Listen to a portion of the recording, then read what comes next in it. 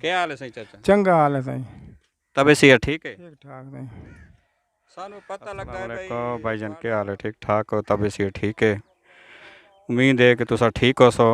मैं मुनीर तो तुसा वेद पे यूट्यूब चैनल मैल से शुगल मेला। शुगल मेले का मतलब भी लाजमी शुगल होवे ये भी होंदा है कि कुछ ऐसे लोग भी हैं कि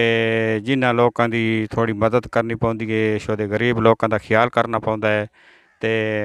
गरीब लोगों को वेखना पौंदा है भी कित्थे गरीब हैं पै किवें उन्हां दा गुजारा होंदा है, किवें वो खांदे हैं, किवें कमांदे हैं।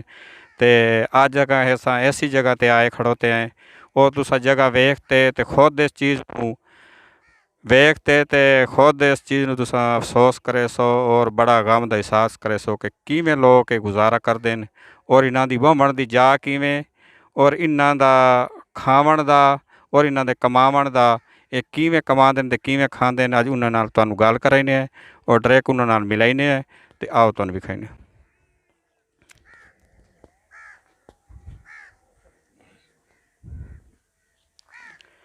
अस्सलाम वालेकुम। खड़े थे ते अगे छापर छुपर गत्या ते बाद कोई फट फुर के बारिश चुने सा गुजारा करेंदे रहे जेड़े दिन बारिश आंदी रही 2 साल मुक गए ते भी असें हालात घर दी कहनी कहले अट्टा कहनी कहले गरीब बंदे हैं कोई अट्टा बड़ा महंगा हो गया ना कोई मेहनत मजदूरी है सही ते बस वो थोड़ा भी हैं ते छोले छोले घंटे गुजारा करते हैं कोई थालन जो के पैसे नहीं बनते। अच्छा तुस ये दसो भाई तुहाडा लात दा मसला है तुसां कोई कमा शमा सकदे वे या कोई ना? कोई नशे नहीं कमा सकते हैं कमा अच्छा तो तुहाडे बच्चे कितने न? चार 4 माशाल्लाह बच्चे न पे ते इन्हां दी किवें मसले भी गुजारा होंदा? उसे घर दे वे कि नहीं काम करन कोई 150 गिनना ने बस कोई कपड़े सपड़े हंडे पुराने गिने ने जमींदार जिन घर काम कर दिए कोई राशन थोड़ा जा रोटी पानी देने बस गुजारा करते पे बस कहें लगता है। ये जड़ा है किवें कोई ना बिल्कुल ना कोई चार दीवारी है ना कोई बुआ है ना कोई दीवार है पई ना उत्ते कोई छत सिस्टम है ते बारिश आवे ते किवें गुजारा करे? ए सही में तल्लू जड़ा ना सही तल्ले खट्टा रख दे ते छापर गिद्दो से 400 दे उत्तू छापर खट्टन दे पैने उत्तू छापर फट गया बारिश आंदी ते बारिश तो बालन छापर पैने नहीं हुण ते छापर मसदे वे फट गए अगर बारिश आ वंजे तो किवें गुजारा करे? उसे तल्ले खट्टा रख ते उत्ते खट्टां दे छापर गते ने अच्छा खट्टां दे छापर गते गिद्दो ने छापर तो 400 दे उत्ते पैने बिस्तर खराब बिस्तर ने साडे ते तुहानू कहें ते कराण किसे ते गिला शिकवा कोई नहीं होया? को किसे नाल गिला कोई रिश्तेदार कोई भैणी भीरा को भाई तुहाडा कोई ख्याल करे ना या कोई मदद शदद करे देन कोई ना? वो हर से गरीब बंदे हर कोई अपनी रोजी टुक्कर पूरा थींदा पे ताई मसद इत्थों इलाके आले या इत्थों दे जिम्मेदार कोई बंदा तुहाडी मदद नहीं करे? कोई नहीं कीती अल्लाह दे नजदीक किसे नहीं कीती? कोई नहीं की अच्छा हुण तुसां ये दसो भाई तुहानू सब तो पहले ज़्यादा केड़ी चीज़ की ज़रूरत है और केड़ी मजबूरी है भी तुहानू? सानू तो ये सिर लुक वने सारा कोई मकान की जरूरत है ते बिया जड़ा घर दा कोई राशन रूशन मिल वने तो चलो गरीब बंदे जो दवाई करे तुसें आसान चलो। अच्छा मैं उन्हां लोकां दे अगों अपील करे सां इन्हां लोकां दे अगों गुजारिश करे सां भाई इन्हां लोकां दा ख्याल करना चाहिए जेड़े बाहर लोग रहिंदे न ते जेड़े बाहर लोग मदद भिजेंदे न उन्हां लोकां दा खास इन्हां लोकां दा खास ख्याल रखना चाहिए। इन्हां दी हुण तुसां हालात वेख लो भी इन्हां दे 4 बच्चे न पे ते इन्हां दा कमावण वाला कोई नहीं ये हाई साहब इन्हां दा जेड़ा लात नूं मसदे भी होया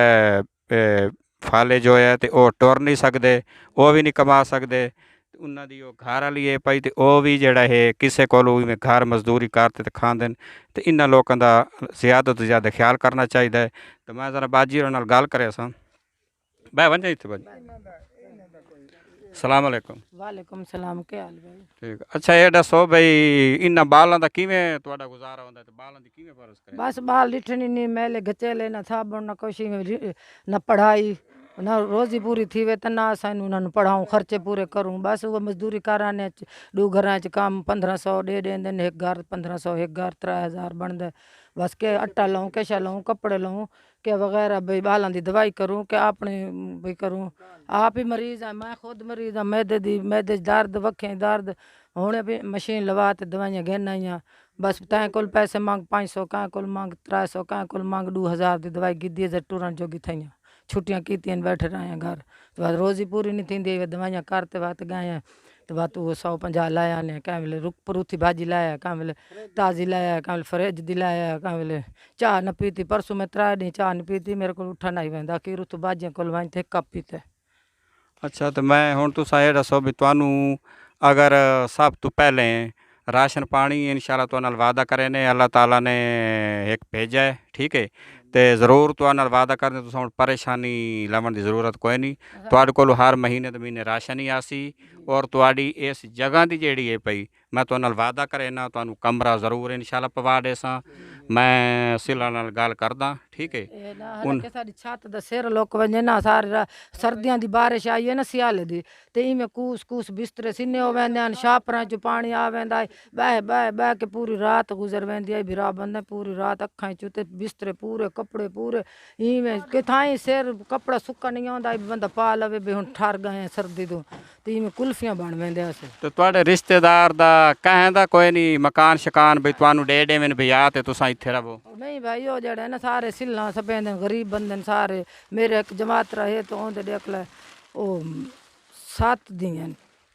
ओ सब ओ सिल्ला थपेंद गरीब है बिल्कुल वो भी वो कहें दी कोई कह देवे जिन्हें 7 बेटियां वो आप खवावे के सानू खवावे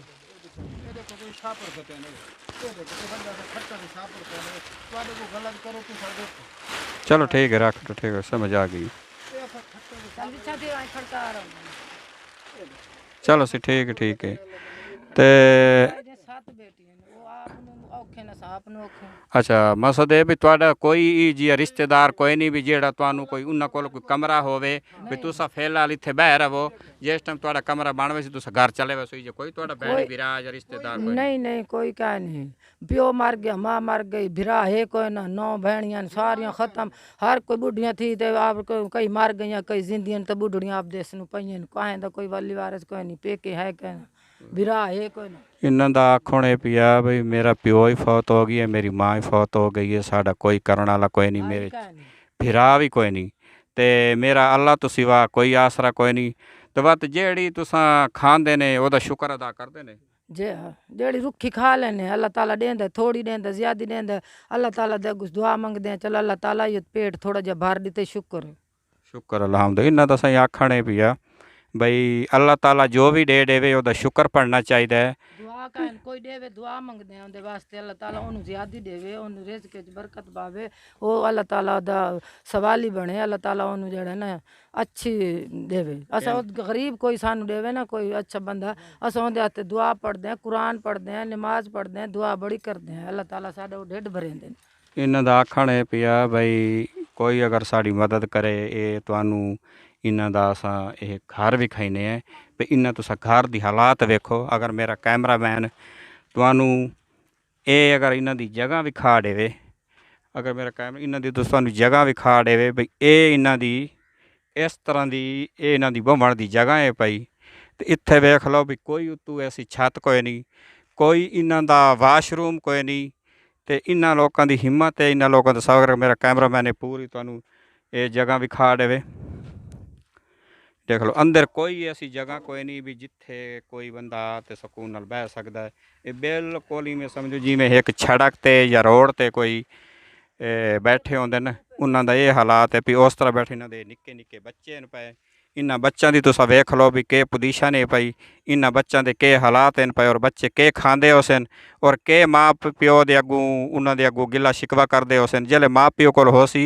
ते ओ माँ प्यो अपने बच्चों तो लुकात नहीं रखता ते खवा सकदे लेकिन अगर माँ प्यो कोल ना होसी ते ओ बच्चियां नूं किवें खवाई सन उन्हां दा आखण है कि सानू जो भी मिल जावे असां शुक्र अलहमदुलिल्लाह पढ़ते